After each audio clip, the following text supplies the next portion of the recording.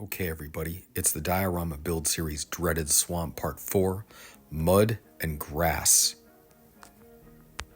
Now, the two things we're going to do in this section is I'm pointing at this hard brown organic surface, and we're also going to install those large sprigs of grass that stick up and sort of jut out. That's different than the floor that we put in before. Now, over on the left of the screen just a second ago, I had all the things that you're going to need for this step. And the build plate, so to speak, is going to be that piece of tin foil that I keep mentioning. This is where the tin foil really comes in handy. So I'm just kind of moving all this stuff out of the way, and we're going to make some space, and it's time now to get to it. Now, here comes the tin foil, and that's going to be our build plate. And the Mod Podge is just going to lift right off of this when it comes time to peel it off once it all dries. So there's the two small environments that we built yesterday. In the first parts, we cut out the basic shape, we then contoured it, we installed the trees, and then we installed some of the large greenery after we customized it a little bit. And now we're going to get to these grass sprigs. And what we're going to do is we're going to make these things that I like to call grass packets. Now, these grass packets, they're really easy to make, and it makes installation so much easier. So what you're going to do is you're going to go find yourself some fake grass, like some sprigs of fake grass at the hobby store. And what I like to do is bunch them into sprigs of either 3, 5, 6, 7, 8, something like that. You want to have it look like sort of an organic thing. You want to cut them roughly about 3 to 4 inches at this scale. And once you cut them to the shape that you want or to the size that you want, then you're going to do is you're going to take some thread, just some sewing thread. You're going to put a few curls of sewing thread around the very end, just like I'm showing you there, 6 or 7. And then take that and dip it into the hot glue gun. Just have those loose ends all secured in the hot glue gun and let it dry for a few seconds. And that really makes it so much easier to start making these grass sprigs. And so the way you do it is similar to the toothpick or the chopstick technique for the trees and the larger grasses. What I like to use for this is a smaller screwdriver, like one of those small flathead screwdrivers. It doesn't go down as far. You can control it a little bit better. It makes a little bit tighter of a hole, and it really cements those grass sprigs in there. So what you're going to do is then dip it into the hot glue one more time, put a little shot of glue in there.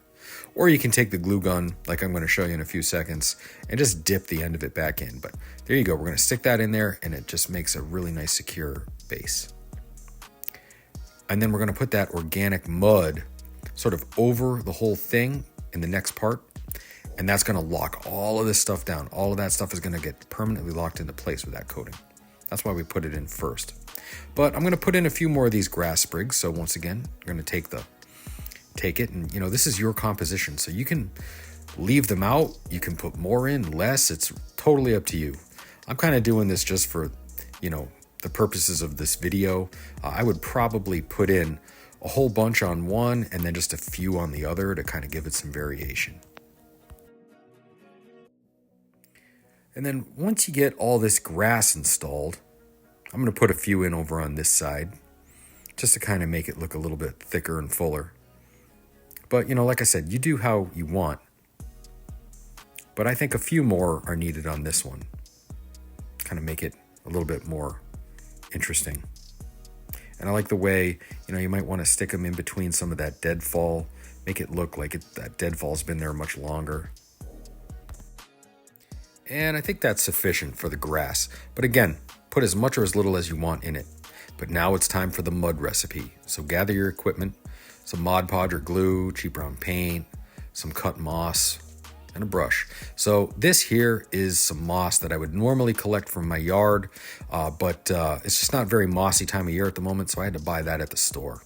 And what you do is you take it and you cut it up with your scissors into fine little chunks, maybe 1/8 inch, 16-inch pieces, 1/4 inch pieces, kind of vary it. And you're going to mix that in this bowl with the Mod Podge and the brown paint. And it's going to make a very convincing, organic, earthy, brown type of substrate or floor. And don't worry about mixing or going by any precise measurements. This is just a little bit of this and a little bit of that. I put maybe about a quarter or a third of a cup of Mod Podge in, a couple of tablespoons of the brown paint, maybe about roughly a cup of the chopped up moss, give or take, plus or minus. What you're looking for is kind of a toothpaste consistency. Toothpaste, or maybe like almost like a whipped cream. If you were ever gonna hand make whipped cream in a blender or something, you want it kind of like that. And so just mix it really thoroughly. You want to make sure all the ingredients are mixed. And that organic moss material, once it's all brown and once it goes down, it really looks very convincing, just like what you might see at the edge of a swamp or where the water line of the swamp is. And I'm adding a little bit more Mod Podge because I want it to flow a little bit. You don't necessarily want it super thick. You need it to flow a little bit so it gets underneath everything.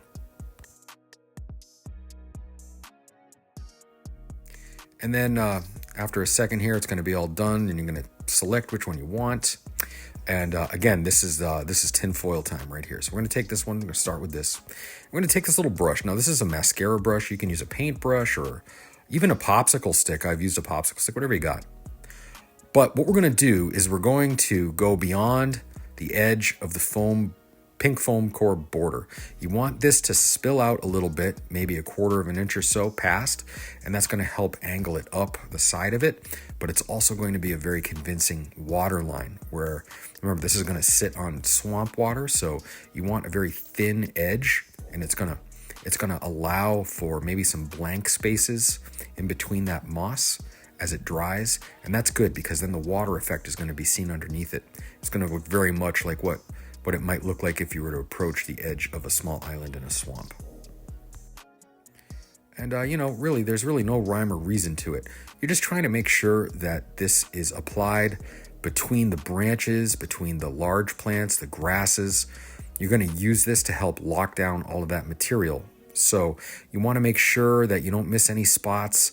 And again, this is all going to be painted and weathered. So, it doesn't really matter. The color is not as important.